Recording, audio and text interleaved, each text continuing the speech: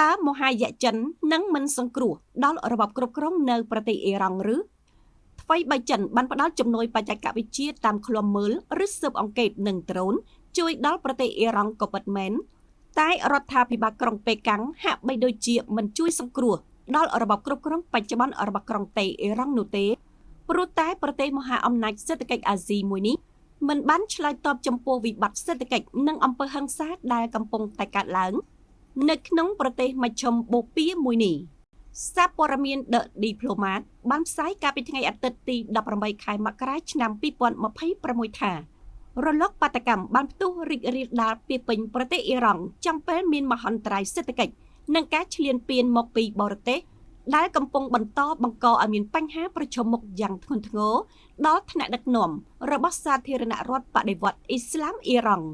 ភាពចលាចលពាសពេញប្រទេសនេះបានចោទជាសំណួរយ៉ាងចម្បងអំពីការរស់រានមានជីវិតនៃរបបគ្រប់គ្រងតេអ៊ីរ៉ង់ហើយសូម្បីតែនៅក្នុងចំណោមអ្នកដែលមានមន្ទិលសង្ស័យលើការអះអាងបែបនេះក៏ដោយក៏ការបង្ក្រាបដ៏ឃោរឃៅនិងស្មុគស្មាញតាមបច្ចេកវិទ្យាដ៏ទំនើបដែលត្រូវធ្វើតាមឲ្យមានប្រសិទ្ធភាពដោយគ្មានក្តីមេត្តា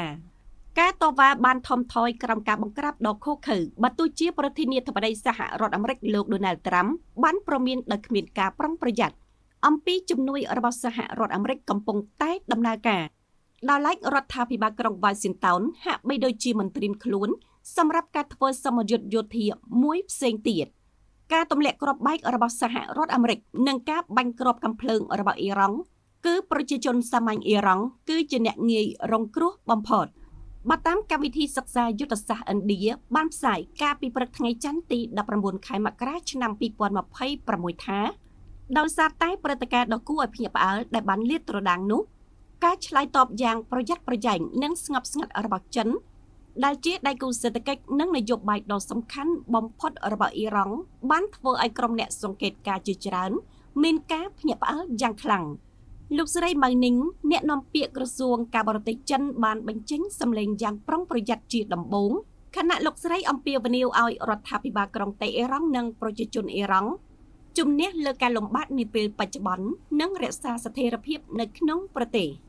ទន្ទឹមគ្នានេះដែរលោកវ៉ាងយីរដ្ឋមន្ត្រីក្រសួងការបរទេសចិនបានថ្កោលទោសចំពោះការគំរាមកំហែងដោយយោធារបស់សហរដ្ឋអាមេរិកនៅក្នុងអន្តរាគមន៍ជាការវិលរកច្បាប់ព្រៃនាសម័យបុរាណនិងបានភ្ជាប់នឹងការឈ្លានពានរបស់សហរដ្ឋអាមេរិកជាមួយនឹងការផ្ដល់តួនាទីរបស់ចិនដើម្បីស្ថាបនាជួយដល់ប្រជាជនអ៊ីរ៉ង់និងរដ្ឋាភិបាលរួបរวมគ្នាឡើងវិញទោះជាយ៉ាងណាក៏ដោយក្រៅពីសេចក្តីថ្លែងការណ៍ទាំងនេះប្រទេសចិនក៏មិនបានធ្វើសកម្មភាពជាក់ស្ដែងនៅក្នុងការដោះស្រាយបញ្ហាវឹកវរនិងវិបត្តិសេដ្ឋកិច្ចនៅក្នុងប្រទេសអ៊ីរ៉ង់នោះឡើយ។